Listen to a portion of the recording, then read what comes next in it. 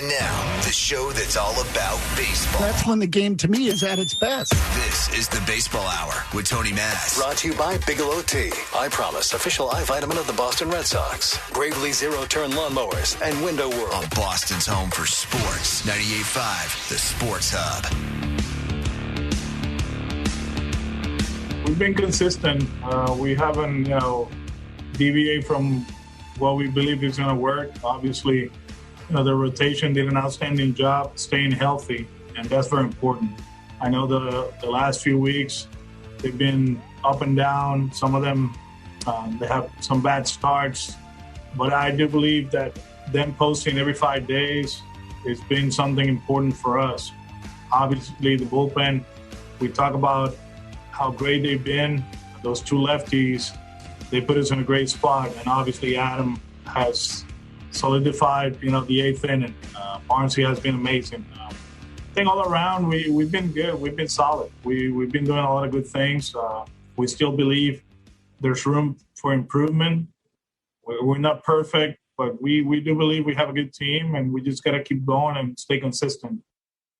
That was Alex Cora's assessment of the Red Sox first half, which concludes tonight over at Fenway Park, as Jim Murray said just a moment ago. Weather permitting, the Red Sox will wrap up their series with the Kansas City Royals over at Fenway. So it's a four-gamer, Maz. Oh, it is? They're playing again tomorrow? Yeah. Holy crap, I thought tonight was a finale. Wow, I'm an idiot. Then they go to the West Coast on Friday?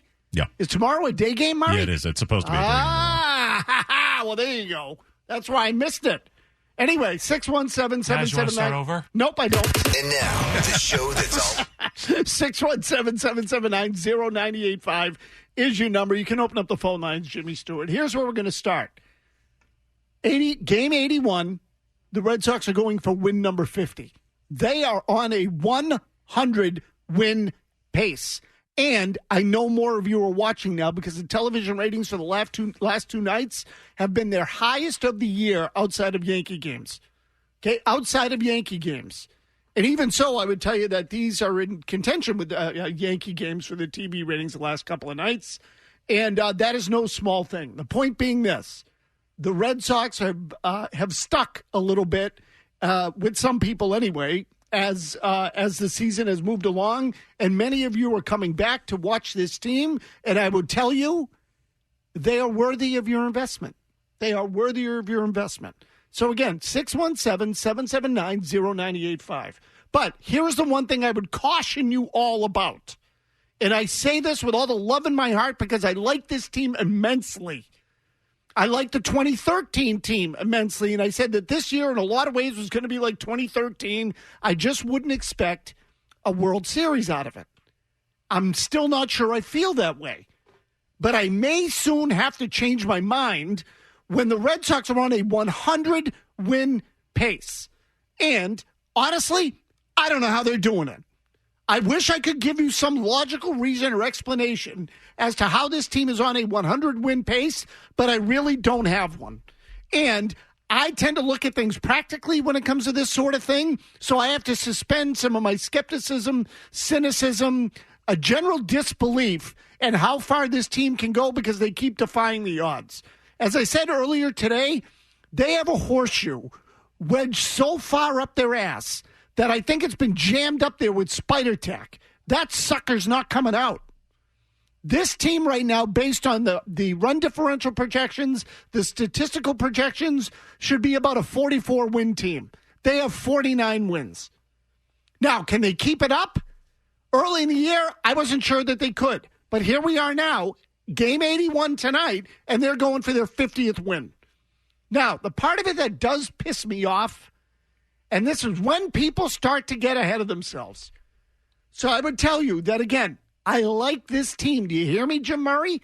I like this team. I like them a lot. Here, you're loud and clear, Maz. I just don't know how good they really are.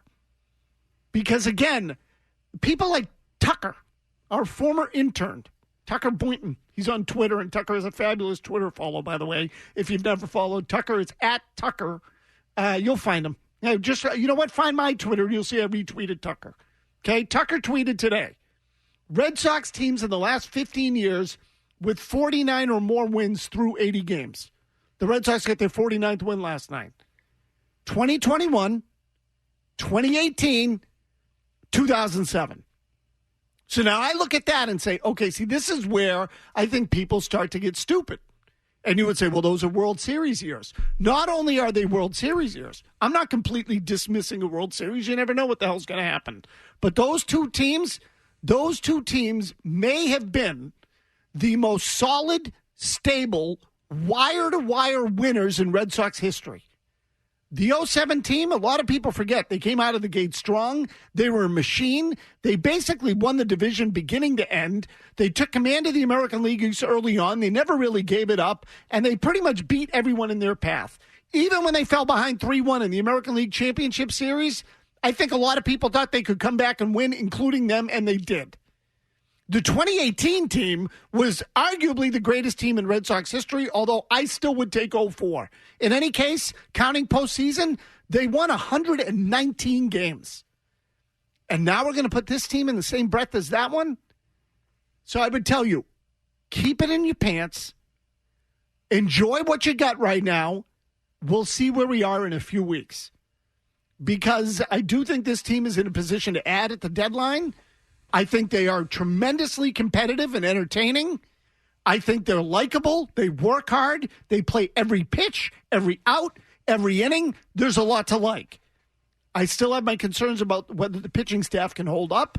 I'm eager to see how Chaim Bloom navigates the trade deadline and how Chris Sale figures in.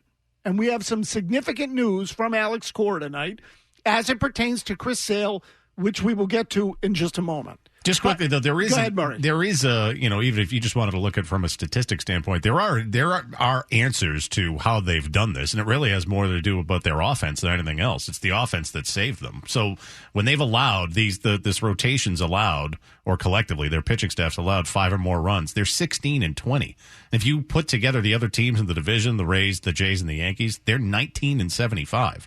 Like, they're doing that at an incredible clip. Yeah, Murray, I think Jared Carabas had the stat last night. When they score 4 or more, they're 43-4. I mean, it really the consistency of the offense or their ability to win when they score that many runs is eye-popping. Okay, eye-popping. And I would tell you overall that I look at them now and I say, the Red Sox have really excelled in certain things, I think, during the course of this year. And, they have beaten left-handed pitching, I think, with some regularity because it's a right-handed heavy lineup. They play hard. Their defense has been erratic. They've gone through stretches. They've played well. They've gone through other stretches where they played poorly. But the one thing I can say that they've done consistently every night is compete. Every night. And now their bullpen is pitching its ass off. And I would say that has as much to do with their success as anything else. So, again, 617-779-0985. We'll give you the news on Chris Sale here in just a bit. But first, our buddy Tony in Stoneham. Go ahead, Tony. Hey, how are you, buddy? Listen, I'm with you with this team. Somehow they do it. It's timing. They hit when they have to hit. They defend when they have to defend. But they got one of the worst defenses in baseball, according to the stats.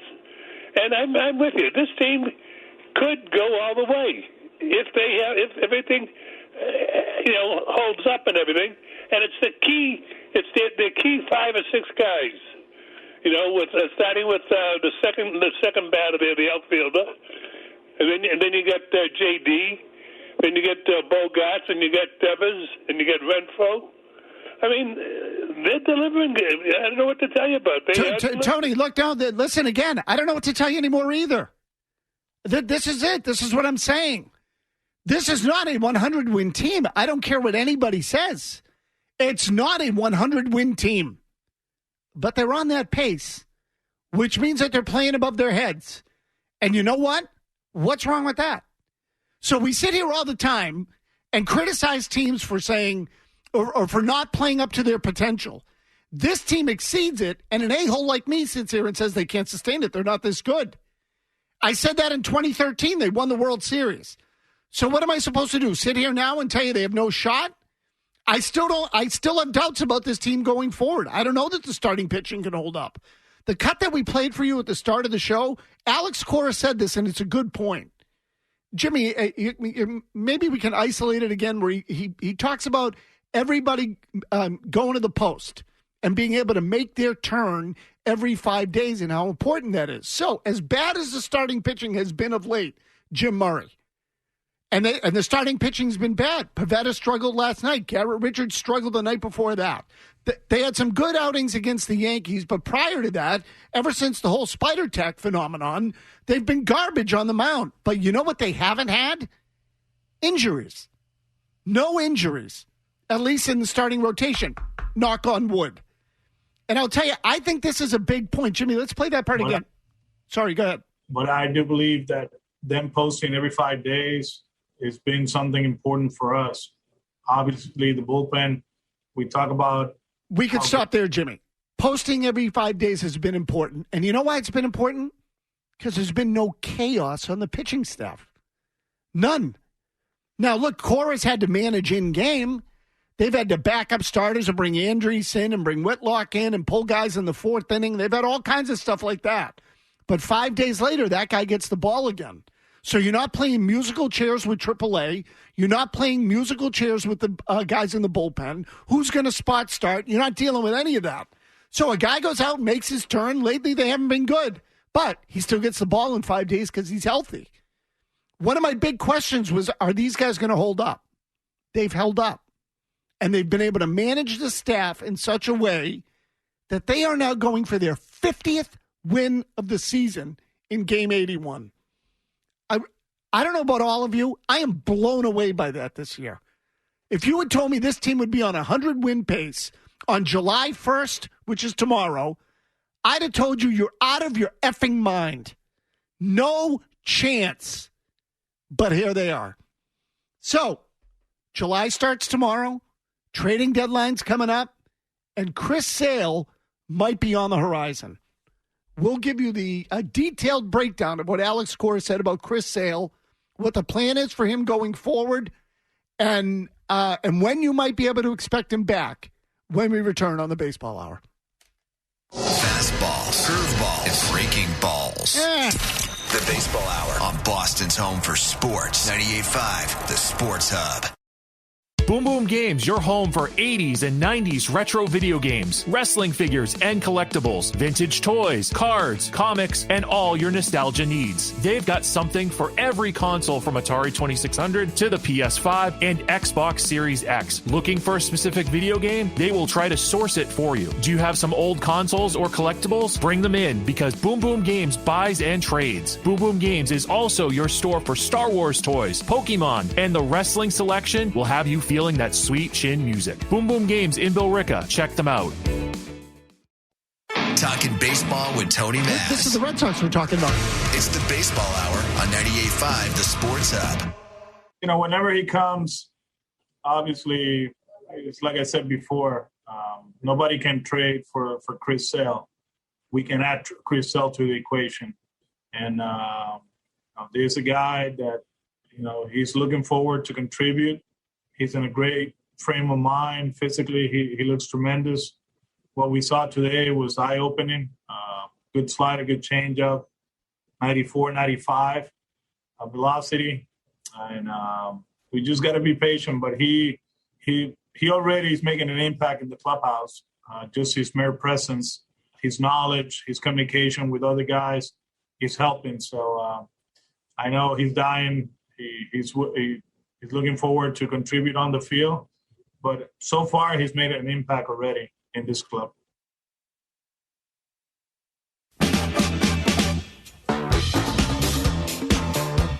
What we saw today was eye-opening. Alex Cora's words. What we saw today was eye-opening. Chris Sale threw over at Fenway Park. Live batting practice, basically. And what we saw was eye-opening. Those were Cora's exact words. So before I get into the details on Chris Sale, okay, that's the first part of it. That Sale threw, velocity crept in the mid-90s, off-speed stuff was good, and he spotted the ball. Okay, all of the above. And pretty much checked all the boxes at Fenway Park. before I get into the details, Jim Murray, Jimmy Stewart, and those of you out there who are starting to get sucked into the Red Sox, and many of you are with good reason. It's a likable team. What are your expectations for Chris Sale? When do you think he'll be back? What do you think he's going to look like? They're minimal at best, given that, his physical makeup and coming off of that surgery. I think, one throw and pop, there goes that arm again. So I don't know. I think expectations, and I've seen some of the more optimistic ones, mid to late August, he can give you 5 or 6 innings. I think that's crazy. I think try to do what they did with David Price few years ago and have him come out of the bullpen and cross your fingers and hope for the best. But if you think he's going to come back and immediately be put into the rotation and you're going to get 4 to 6 innings consistently out of him, like in August and September, I think you're crazy. And they're crazy to think that too as a team. Jimmy Stewart? My expectations are September 1st, Chris Sale comes back and he is spotted into important parts of a baseball game on a scheduled day. So if it's Wednesday against the Yankees, he's going to come in after the starter and pitch the 7th inning against a certain matchup. And that's how they're going to use him through September and into the postseason. Okay, so you think he's coming out of the bullpen, Jimmy? Absolutely, 100%. He's got a history of setting up and closing games for the White Sox. I think he can do it again. I think his competitive nature, he'll want to do that to help contribute to the baseball team. And I'm sorry. Go ahead, Jimmy. That's a logical way to go about it. And like Jimmy said, too, the other thing, too, is say it's like one specific day and say they don't need him that specific day. Well, then you don't use him the following. I think that you have to have him on such in a limited role to preserve him so that, by the time postseason comes around, you can actually maybe start to rely on him a little bit. Okay, I'll be honest with you. I'm starting to wonder if they're going to bring him back as a starter, and I'm starting to wonder if maybe he's that unique case of a guy who can actually pitch well. I'm not telling you. I'm just telling you the way this Red Sox year is going, things have lined up for him well. And by the way, this is all connected.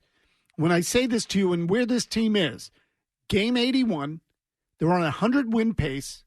The trading deadline's coming up, and Chris Sale is progressing. It now feels rapidly in his rehab. Okay, all those things are going to converge right around July 31st, which is the trade deadline. And wait till I give you the details on Sale. But first, a couple of people have been waiting on the line, so let me take a couple of calls. Chris is in Plymouth. Go ahead, Chris. Hey, am I up? Yep, you're up. Go. Hey, what's going on? So,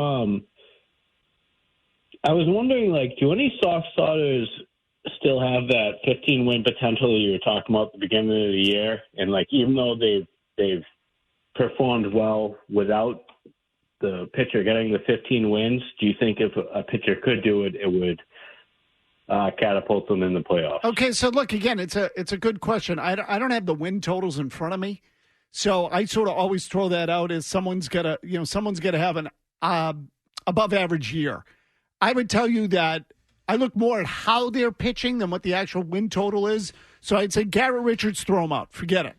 Eduardo Rodriguez has been horrid, but the last one was good. So if Eduardo Rodriguez were to pitch well for the balance of the year, is he the equivalent of a 15-game winner? Yes. Evaldi, I would say, has come close to pitching like a 15-game winner. I would tell you Pivetta has been close. Martin Perez, probably a little bit less so. But they're in the neighborhood.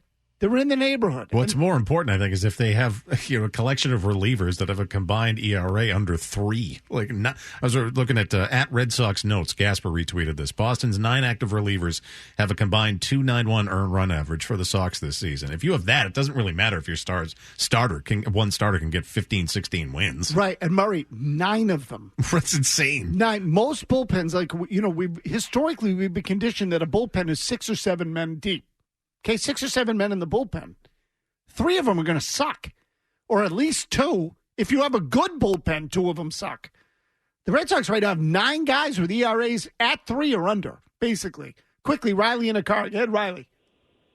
Hey, how we doing, guys? I was just wondering, how long do you guys think that it takes for Sox to call up Duran here? Seems like the writing's on the wall, given that he hit 2 home runs last night in Worcester, and that Danny Santana looks like he's swinging the bat with a freaking blindfold on, and he can't hit the Mendoza line. Okay, so look, I would tell you that Santana's been awful.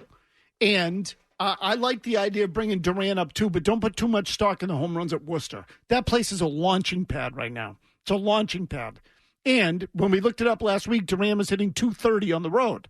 So I would just take a little bit of a deep breath there. However, I will say that there's a chance that the Red Sox on the roster, the positional roster, could be deeper and better in the second half of the year than they are in the first. So they've already had, you're going to get production from the studs in the middle of the lineup. Hunter Renfroe's had a fabulous 2 months. So he's made a difference in the lineup. Verdugo's obviously a good player, and I think Vasquez is fine at catcher. But if Duran can come up and give you something in the outfield that doesn't suck, then your lineup will get even deeper. And Bloom could add a bat at the deadline. He could add a pitcher at the deadline. He could do both. So I wouldn't rule out the fact that they could get better both from within and from the trade market at the deadline. Now, as it pertains to Sale, and naturally, I've been a bag of wind here, and we took a couple calls, so I'm lagging behind a little bit. But you heard Alex Cora say what Chris Sale did at Fenway Park today was eye-opening. I almost said eye-popping. Eye-opening. Cora elaborated on that remark and then laid out a plan that I think really gives you some idea. I think we can start to put a hard date on Chris Sale's return to the team. Okay? We'll go over that with you when we come back. And I'm sorry to string it out to another break here. But again, I get rolling on some of this stuff and I don't stop talking and I chew up all the time. Murray's Get Your Headlines and then we'll break it down for you on Chris Sale's return.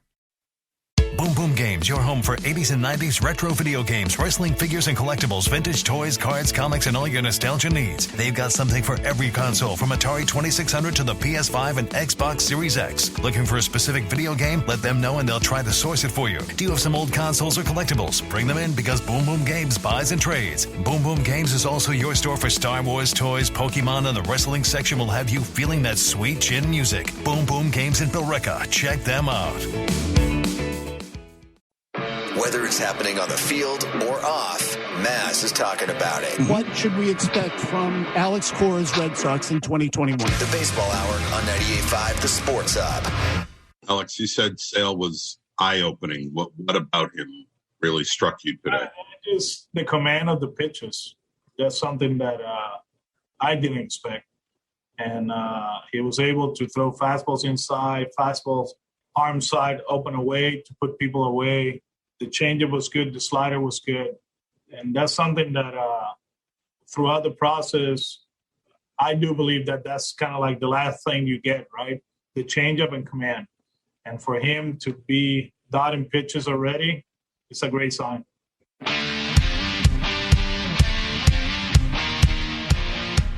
So here we go. The hype on Chris Sale is now beginning in earnest.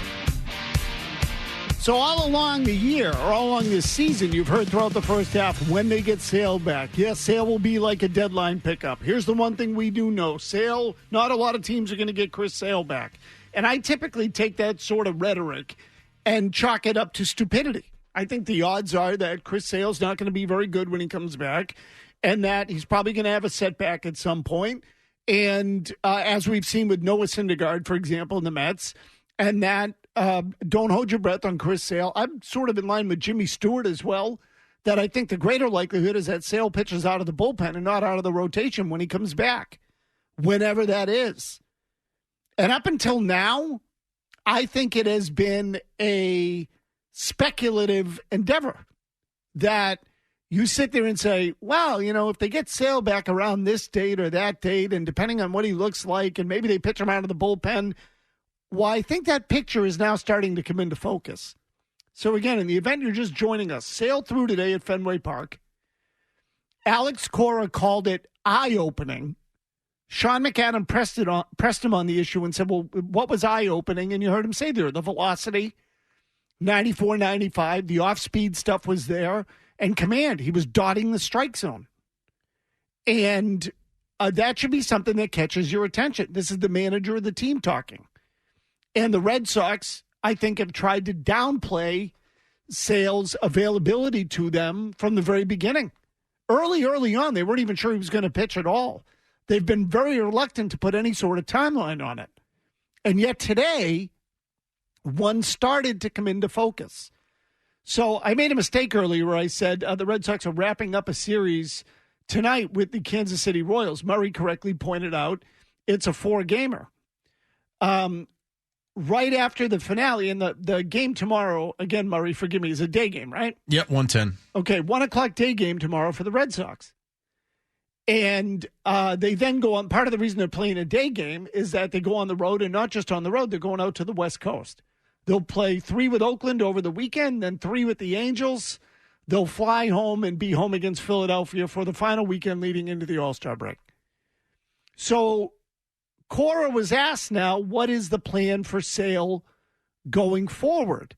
And he shed some light on where this is all headed. And so, Jimmy, let's just play that cut if we could. Alex, next step for Chris now. He'll go to Fort Myers. He's not going to the West Coast. He'll throw another live BP next week, probably 2 innings.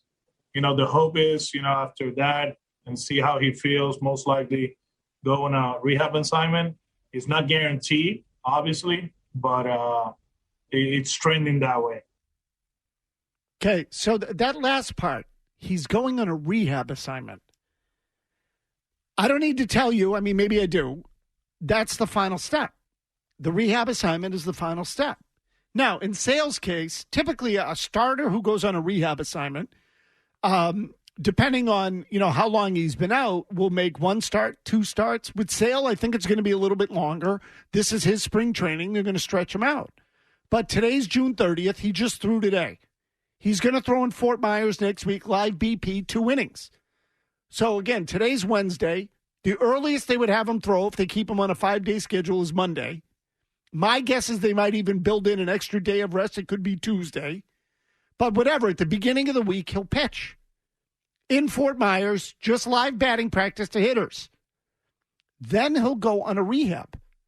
And we didn't include this audio, but what the Red Sox might typically do with a guy like this, or a team might do with a guy like this coming back from injury, is start him out in the lower levels. We'll pitch him an A ball. Maybe he'll do a start or 2 there, and then we'll bump him up to AA, and then give him 1 at AAA, and we'll see where he is. And if he's ready to go, we'll bring him in. With Sale, I don't get the sense that they're going to do that, and Cora sort of frowned on the idea of pitching him at the lower levels. So they don't want to put Sale out there with a bunch of kids who might not be able to play big league caliber defense or give him support or whatever. So it feels to me like the Red Sox want to accelerate or skip that part. I shouldn't say accelerate. Skip the lower levels in the minors, and they want to bump him right up to AA would be my guess. So he'll pitch for Portland, and my guess is he'll make a couple of starts there. So if he makes, again, today's June 30th, he's going to pitch in Fort Myers next week in 2 innings of live batting practice. Let's call that Tuesday. Sunday or Monday, he's pitching in a game in the minor leagues.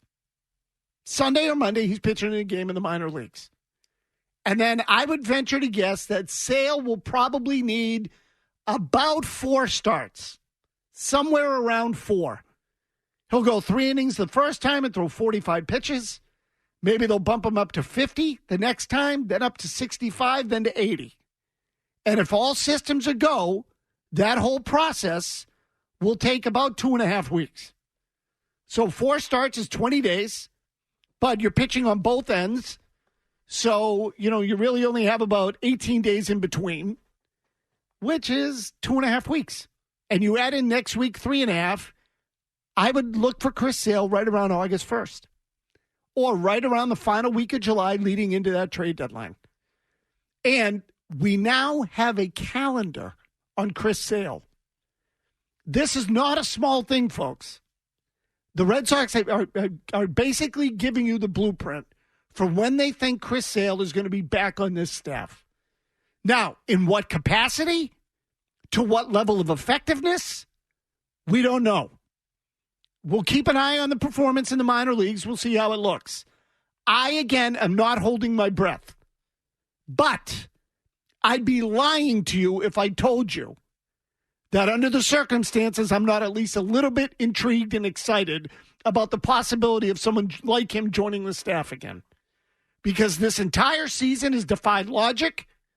They've played way better than anybody thought they would. They've certainly pitched better than they thought they would. And their bullpen now is dynamite, which I never thought we'd be saying. And the Yankees suck. The Rays have lost one of their best starters. Toronto's young, inexperienced, and doesn't have a lot of guys on that team who has won. And you know what the Red Sox do have?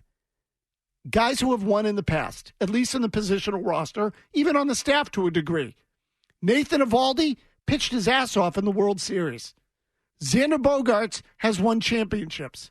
JD Martinez was on the World Series team 2 years ago. Alex Verdugo won a title with the Dodgers. Rafael Devers has won. Marwin Gonzalez has won. Kiki Hernandez has won. There are a lot of guys on this team that have played pressure baseball for a club that was kind of thrown together, or at least it felt that way, and is now all of a sudden in a position to maybe make some noise.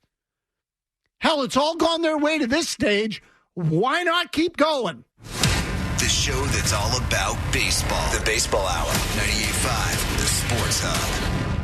Boom Boom Games, your home for 80s and 90s retro video games, wrestling figures and collectibles, vintage toys, cards, comics, and all your nostalgia needs. They've got something for every console, from Atari 2600 to the PS5 and Xbox Series X. Looking for a specific video game? Let them know and they'll try to source it for you. Do you have some old consoles or collectibles? Bring them in, because Boom Boom Games buys and trades. Boom Boom Games is also your store for Star Wars toys, Pokemon, and the wrestling section will have you feeling that sweet chin music. Boom Boom Games in Billerica. Check them out.